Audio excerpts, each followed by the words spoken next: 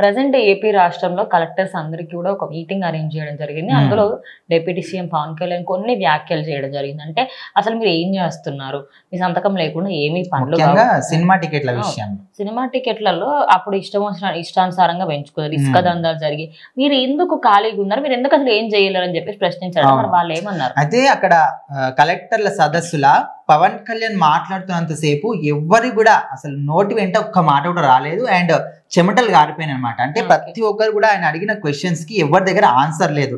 ప్రతి ఒక్కరు అసలు ఆ క్వశ్చన్ ఏంటంటే సూటిగా వాళ్ళకు ఏదో మనకు బాణం వచ్చినట్టు అనమాట. అంటే గత ప్రభుత్వ హయాంలో సినిమా టికెట్ల దగ్గర నుంచి ఇసుక దందాల వరకు ప్రతి ఒక్కటి కూడా అక్రమాలే. అయితే ఎవరైనా కలెక్టర్ కావచ్చు, ఇంకెవరైనా కూడా వాళ్ళకి ఎలాంటి పర్మిషన్ ఇవ్వకపోయినా కూడా వాళ్ళు యథావిధిగా వాళ్ళ దందాలు వాళ్ళు చేసుకునేది. ఎట్లా అంటే ఇప్పుడు ప్రభుత్వం వాళ్ళ చేతులు ఉన్నప్పుడు సరే ఇప్పుడు ఒక పని చేయడానికి సైన్ కోసం వచ్చారు, మనం దానికి సైన్ చేయాలా లేదా మనం ఆలోచిస్తాం కదా, ఇది కరెక్టా కాదా అన్ని ఆలోచించి సైన్ చేయాలి. ఇలా అట్లా కాకుండా ఓకే ఈ పార్టీ వాళ్ళు వీళ్ళు వచ్చి అడిగారు కదా ఓకే సైన్ ఓకే ఇట్లా అయిపోయేది. సో ఇలాంటివన్నీ కూడా జరిగేటప్పుడు ముఖ్యంగా సినిమా టికెట్ల విషయంలో మనకు చిరంజీవి కావచ్చు పెద్ద పెద్ద వాళ్ళు వచ్చి అడిగినప్పటికీ కూడా జగన్మోహన్ రెడ్డి నుంచి ఎలాంటి స్పందన కానీ ఏది కూడా ఉండకపోయేది. అయితే ఆ విధంగా సినిమా టికెట్ల విషయంలో మీరు అంత విపరీతంగా అమ్ముడు పోవడం, బ్లాక్లో ఎక్కువ బ్లాక్లో అమ్మేది. సో ఇలాంటివన్నీ కూడా జరిగేటప్పుడు మీరందరూ కూడా ఏం చేస్తున్నారు ఆఫీసర్లో అంటే మీకు ప్రభుత్వం నేర్పించిన తీరా ఇది, లేకపోతే మీరే ఈ విధంగా రెడీ అయ్యి అసలు వృత్తిలోకి వెళ్ళారా, లేకపోతే ఎలాంటి సిచ్యువేషన్స్ మిమ్మల్ని ఎవరైనా బెదిరించారా?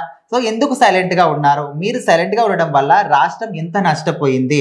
ఇప్పటికే చూసుకుంటే జగన్మోహన్ రెడ్డి పరిపాలన వల్ల 10 లక్షల కోట్ల అప్పులు రాష్ట్రాన్ని చుట్టుముట్టినాయి. సో ఇవన్నీ తీర్చాలంటే ఇప్పుడు మన ప్రజల మీదనే భారం పడుతుంది, మన మీదనే. ఇప్పుడు మనకి ఎప్పుడు ఇది ఒక ఆలోచన, ఈ అప్పులను ఎట్లా తీర్చాలి, మనం ఇచ్చిన హామీలు ఎట్లా తీర్చాలి, ప్రతి ఒక్కరు కూడా మన మీదనే ఉంటది. కాబట్టి ఇదంతా కూడా ఖచ్చితంగా మీ నిర్లక్ష్యం వల్లనే జరిగింది అనే విధంగా వాళ్ళు కూడా సైన్ చేయడానికి పెద్దగా ఆలోచించకపోవడం చాలా రీజన్స్ ఉన్నాయి. వాళ్ళకి మేబీ ఏదైనా లంచాలు ఇచ్చారేమో, అవన్నీ మనకు బయటకు అఫీషియల్ గా తెలియకపోయినప్పుడు కూడా ఒక కలెక్టర్ అనేది ఆఖరికి ఎంత పెద్ద అధికారి అయినా కూడా ఆయన క్వశ్చన్ అధికారం కలెక్టర్ కు ఉంటుంది. కానీ దాన్ని గత ప్రభుత్వ హయాంలో మరి తీసేసుకున్నారో లేకపోతే వాళ్ళని పావుల్లాగా వాడుకున్నారో ఏంటో తెలియదు. కానీ ఇప్పుడు మాత్రం ప్రజెంట్ ఏపీలో మాత్రం ఇలాంటి జరిగితే మాత్రం నెక్స్ట్ సీరియస్ యాక్షన్ తీసుకుంటామని చెప్పారు. ఒక కలెక్టర్ కు కూడా ఇప్పుడైతే ఆయన ఒక వార్నింగ్ అనుకోవచ్చు, స్వీట్ వార్నింగ్ అవచ్చు, నెక్స్ట్ టైం నుంచి మాత్రం ఖచ్చితంగా యాక్షన్ తీసుకుంటామని చెప్పాడు.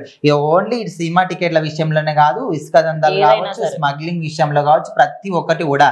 ఇప్పుడు డైరెక్ట్ మనం కాకినాడ పోర్టు విషయం చూసుకుంటే డైరెక్ట్ నాదెండ్ల మనోహర్ వెళ్ళి 3 చెక్ పోస్టులు పెట్టినప్పటికీ కూడా ఇంకా అక్రమం జరుగుతూనే ఉంది. సో ఆయనే డైరెక్ట్ గా వెళ్ళి యాక్షన్ తీసుకునే బదులు మధ్యలో మీరందరూ ఏం చేస్తున్నారో, మీకు ఆ రెస్పాన్సిబిలిటీ లేదా? ముందుగా అక్కడ ఏం జరుగుతుంది ఏంటి మీ ఏరియాలో కావచ్చు, ఏలాంటి జరిగినా కూడా ఖచ్చితంగా మీకు తెలిసి మీకు చేయాల్సి ఉంటుంది, మీ పర్మిషన్ తోనే చేయాల్సి ఉంటుంది. సో మీ పర్మిషన్ లేకుండా కూడా ఇవి ఆటోమేటిక్ గా ఎంతమంది కలగజేసుకున్న డైరెక్ట్ నేనే వచ్చి చెప్పినప్పటికీ, నాదెండ్ల మనోహర్ చెప్పినప్పటికీ ఇంకా అవి జరుగుతున్నాయి యథావిధిగా. ఎందుకు జరుగుతున్నాయి, మీరు ఏం చేస్తున్నారు అని డైరెక్ట్ గా అడుగుతున్నాడు. చూద్దాం మరి ఎట్లా ఉంటది ఏంటనేది.